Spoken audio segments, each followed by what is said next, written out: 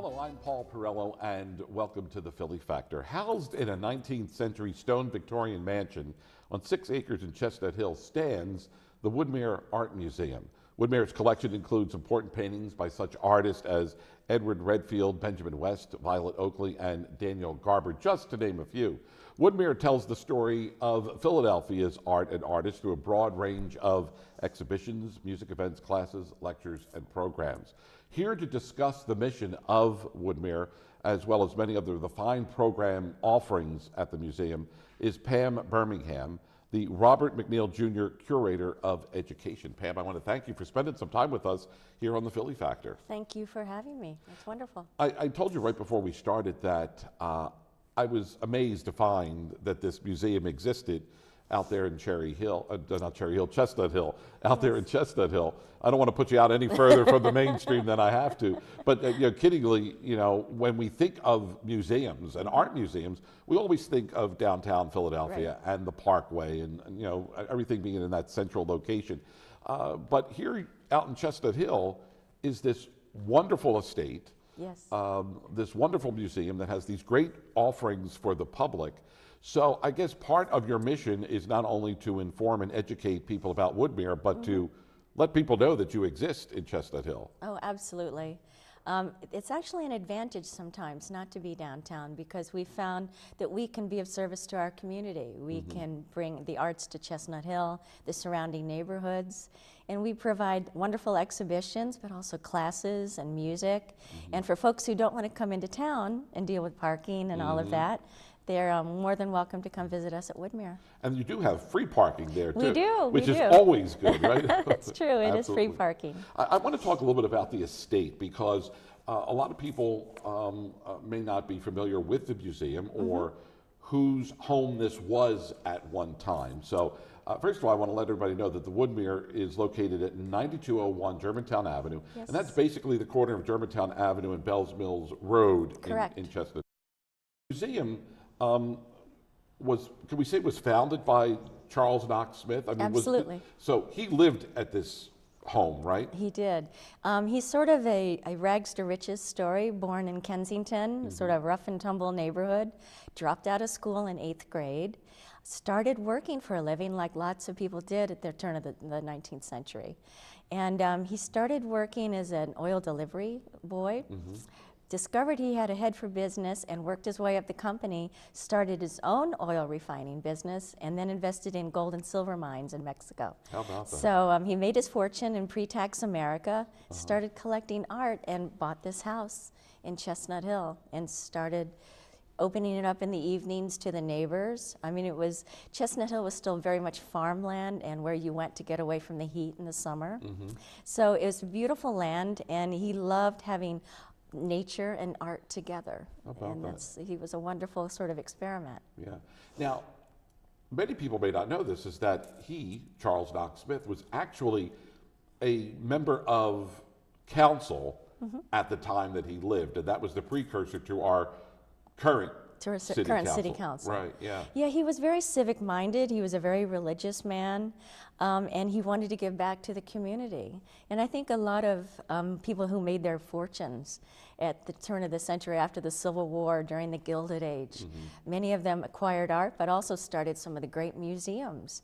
And that's what his vision was for Woodmere, that it would be an art museum, a cultural center that would give back to the city of Philadelphia. Oftentimes, when you have a figure like Charles, Smith, right, you have to wonder, how does this collection of art get passed from generation to generation to generation? So at what point then does the property, the estate, actually turn into a museum where you're open 6 out of 7 days of the week with pretty significant hours, and you offer all these programs to the public? Well, it happened after his death. It was in his will that the house and the estate become an art center, is what he called it then. And we were that for a while. It took a while before his family decided they wanted to move out, and it became in 1940 an art gallery, and then it was incorporated into a museum. And we became a fully accredited museum in 1980. And it began with baby steps. When he was alive, he would let people in the evening to see his collection, and then he would invite more people in, and as his collection grew, he kept adding on rooms. So I'm sure the neighbors were getting very curious, like, what's going on there? Sure. And after his death, we finally were able to open as an art gallery, and then a museum. And so I guess as his collection grew and the estate grew, chances are there may have not been the restrictions from municipal government as to what you could and could not do, or allow people in, or who could come in and who could not come in. Right. I mean, we're residential. Right. I mean, that's the zoning for us out there. Yeah. So it really is a house that's gotten a variance to be a museum. And in the last 2 years, we've grown significantly in the amount of programming that we offer for the community and everyone in Philadelphia, which is really exciting. We do probably 10 to 12 exhibits a year now, each of them about 2 to 3 months in length, and always featuring the great art of Philadelphia. Yeah. So let's talk a little bit about the mission then of the Woodmere today. So is it to highlight, encourage, nurture artists, and showcase established artists? It's a little bit of both. I think we always want to showcase established artists and do sort of the art historical kind of retrospective, but increasingly we're finding that there's not a venue of a museum level quality for a lot of the real talent in Philadelphia. So we're looking at mid-career artists, we're doing group exhibitions, we're closing up our juried show, which was a wonderful way for new emerging artists to get their work out there. And we publish catalogs with all of these exhibitions. So there's a record so that the up-and-coming artists can take this to a gallery or another museum and say, this is my work, these are the collections that it's in. And it's really important for an artist to be able to get their work into museums and have that part of the legacy, particularly of Philadelphia. Yeah. And it really goes back to his original mission of giving back. Absolutely. Because, I mean, look, we've all heard the stories of artists, whether they're painters or whether they're even musicians, to get their product in front of the public. It's so difficult. I mean, yes, with the internet, it perhaps is a little bit easier, but if you want to be an established artist, to have people to come in and look at your art, you got to begin somewhere, and oftentimes you're shut out because you don't have that experience. Right. And that's very true. And I would say, even if you have the internet as an artist, there's nothing quite like the one-on-one with a human being looking at a work of art. It's a totally different experience. And so for people to come in and have this sort of one-on-one connection with an object made by someone today, I think is a wonderful experience. Yeah. And it's really meaningful to the artist to have this sort of special venue. Yeah.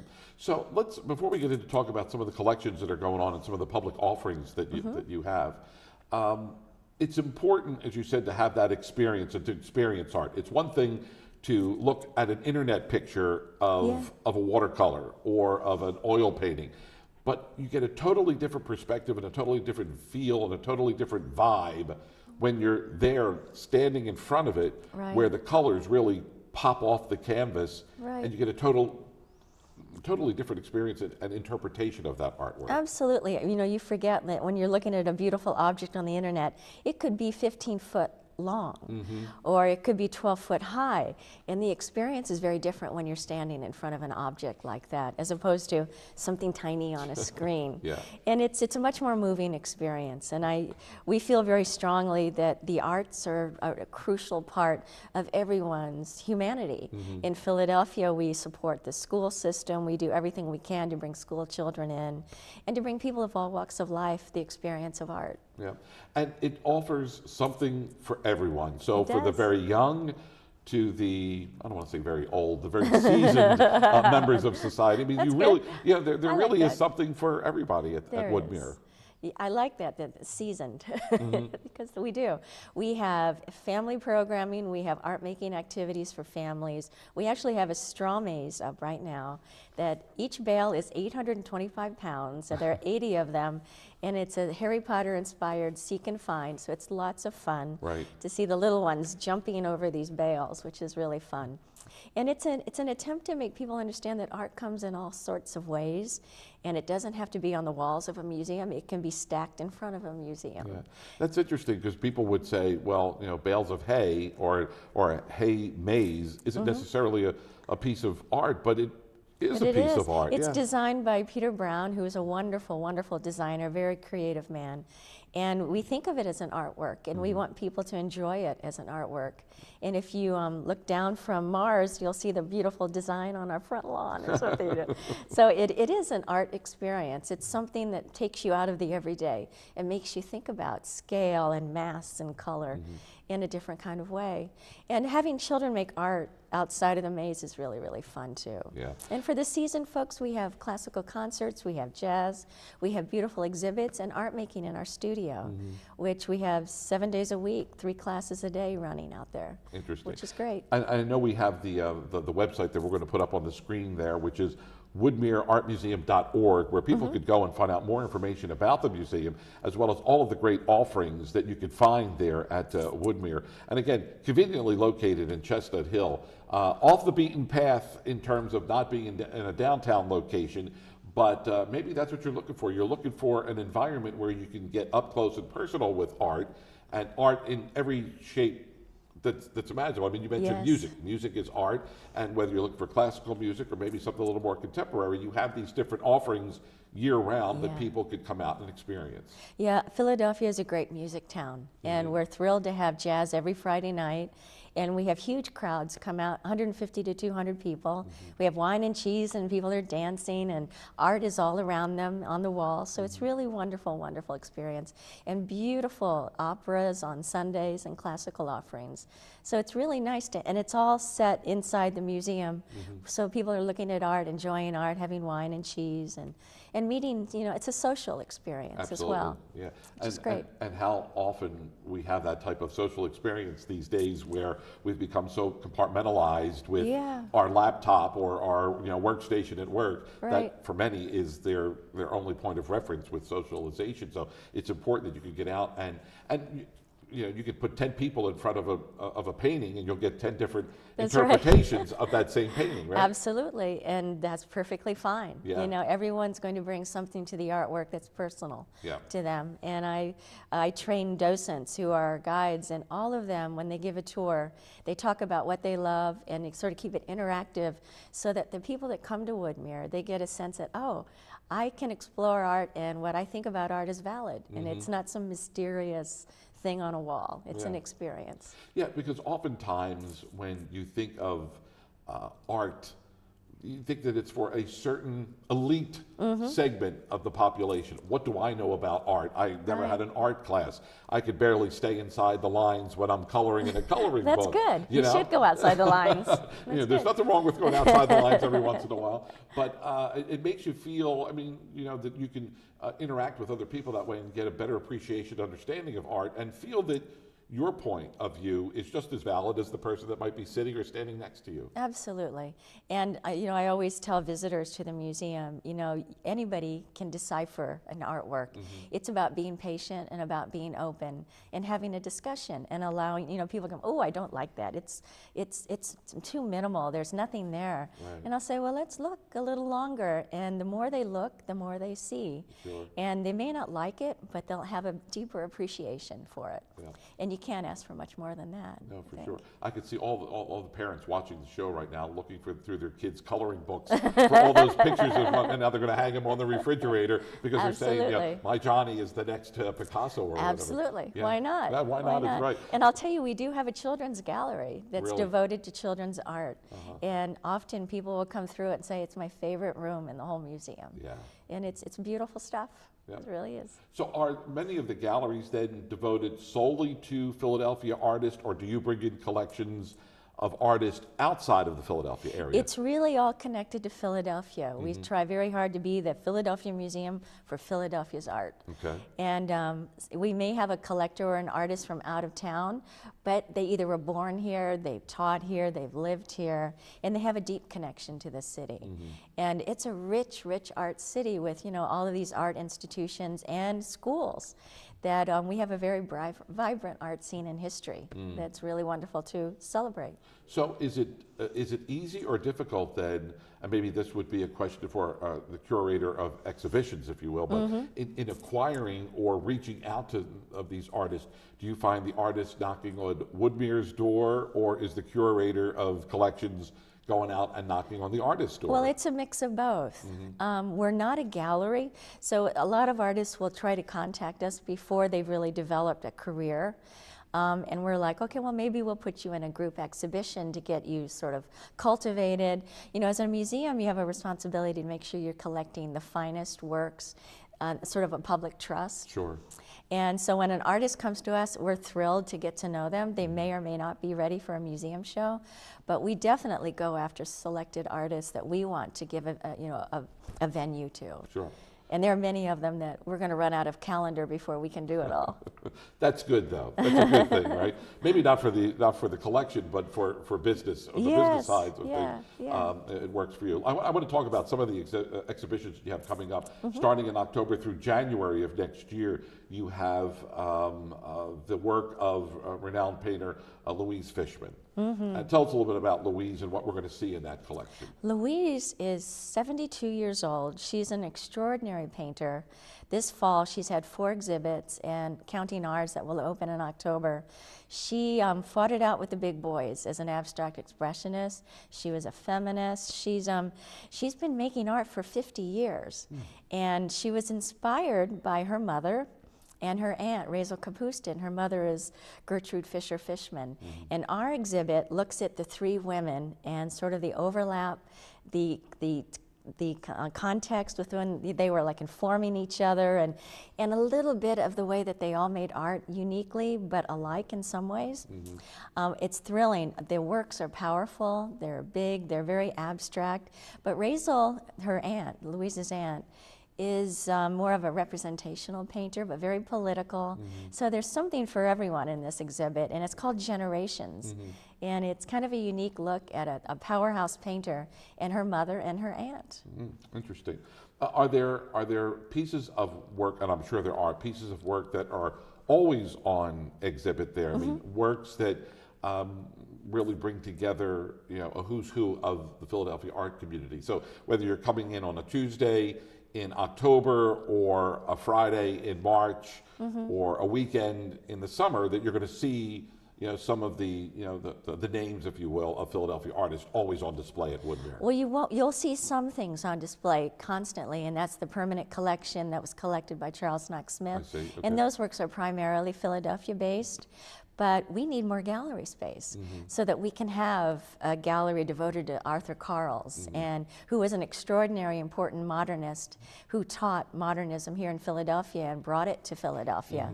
We need a gallery for him so his works and his followers could be on view. We need more galleries. We do have a vault that's brimming full of our collection, and we do try to rotate our collection out a lot, but it would be nice to have more space to have them out permanently. Yeah. It would be great. You mentioned some of the Charles Smith collections, you know, the things that are there that he acquired and put on display. I mean, does the museum, or is the museum asked from time to time to perhaps lend or move some of those collections out to other museums, whether in Philadelphia or in the geographic area? Yeah, we borrow works and we lend works. You know, lots of our fellow museums, and we are an accredited museum, which is important if you want to borrow or lend works. It just guarantees that the works will be taken care of in the proper way. Sure. But we do get requests. Our Pennsylvania Impressionists paintings are often requested for group shows in different locations. So, and we're also borrowing something from the Tate London for a show in the spring. So that's an Alice Neal Ethel Ashton exhibition that's happening in April and May. So yeah, our works are out there and we're bringing them in. That's great. I also want to spend a few minutes of time here because I know that you have a tremendous volunteer effort that goes Yeah. on at the museum, because any organization is only as good as the volunteers that are the front line. I mean, They are. whether it's the person greeting the guest coming in the front door at the museum, or working the gift shop, or even helping set up the wine and cheese, if you will. Volunteers are so important to any organization. So Yeah. if someone watching this program right now who may have a desire for art or a fleeting interest in art, and they're interested in volunteering, what should they do? They should call me or email me at Woodmere, and or anyone at Woodmere, and call the front desk, and we will tell them exactly all the many ways that they can volunteer. Anything from schlepping wine and cheese on jazz sessions to monitoring the hay maze, to helping administrative things, stamps, letters, and we need volunteers all the time. I tell our volunteers how much I appreciate them. We can't do what we do without them. Absolutely. As long as they're not having to put the bales of hay together, though. No, they don't know. They don't have to do that. No. That's pretty funny. Yeah. But again, I want to mention the website. So if you want more information, you can go to woodmereartmuseum.org.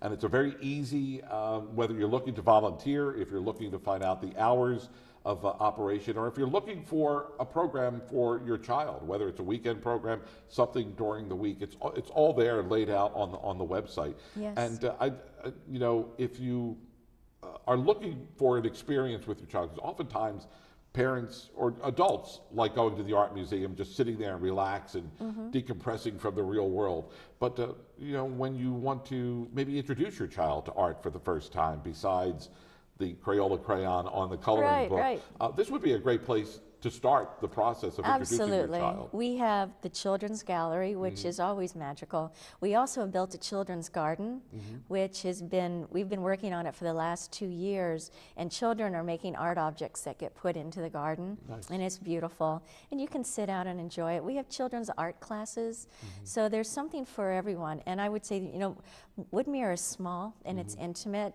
and it's like you're coming into someone's home. And I think children respond to that, and they can just sit down on the floor and draw. And it's a very welcoming kind of environment for families and for children. So when you say that you offer art classes for children, I mean, is that basically chalk, watercolor, paint? What? Paint, clay, you name it, building, sculpture, all kinds of fun stuff. Really? Animation.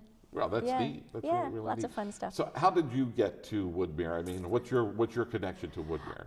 Well, I've been there 10 years, and I actually started at Woodmere as a volunteer. Really? I was living in Chestnut Hill, and I wanted to be involved in the arts, and I started as a docent there, and Mary Adelman, who was the curator of education, my predecessor, said to me, you need to go back to art school because you have this sort of visual language, and you need to get your degree. So years ago, I went back to art school, and then I went to graduate school, and then I called Mary up and I said, I have all this debt and I need a job. And she said, you know what, I need an assistant. So I started at Woodmere as the education assistant and then worked my way up. Yeah, and I'm sure having so much fun. I mean, when it's one of these jobs that I guess you could go to, and you're surrounded by all this great art.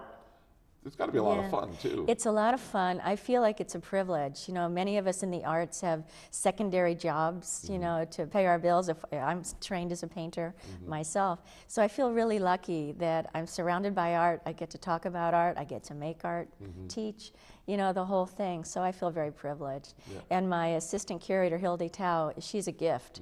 So together we get into lots of trouble but have lots of fun. Oh, that's good.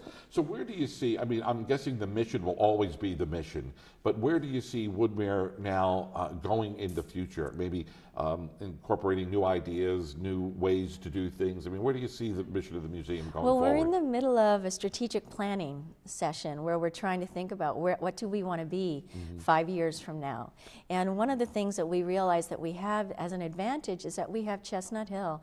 We have 8 acres of land, beautiful land, much of which could be developed into more sculptural gardens.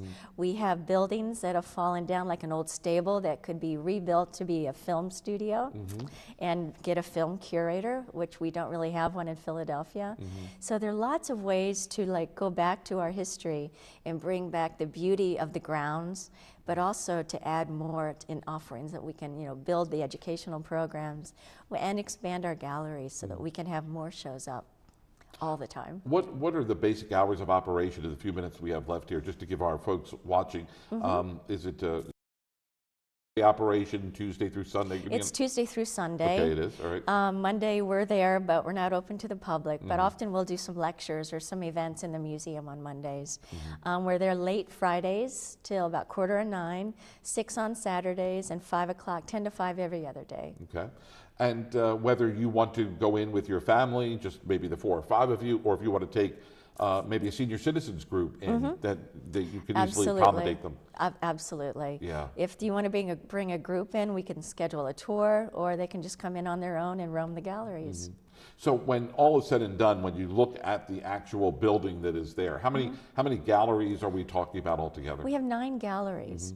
It's fun when you look at the building from the front. You can't see all of the mass that sort of goes down in the grounds behind us, but we have 9 galleries, and we're bursting at the seams to build more. Yeah. Well, yeah. I have to say, I'm so glad that I happened to look up at that television screen. I'm glad you did too. A while ago, and I saw Woodmere, Museum, and I was like, where is this place? I want to know more about it. And I suggest and recommend that people go online and find out more, and you'll find out all the offerings, what they have. And how often do you change the exhibits? I mean, how frequently? About every 3 months. Every 3 months. Yeah. So chances are you can go, 3-4 times a year if you want, and see something new. Different. Yeah, absolutely. Always. Yep. Well, I want to say what a pleasure it has been to have you here on the program. Again, WoodmereArtMuseum.org. That's where you can find out more information about Woodmere Art Museum. And again, conveniently located on Germantown Avenue in Chestnut Hill. And we invite you to come out and check it out. Until the next time, for the Philly Factor, my name is Paul Perrello. Thanks so much for being with us.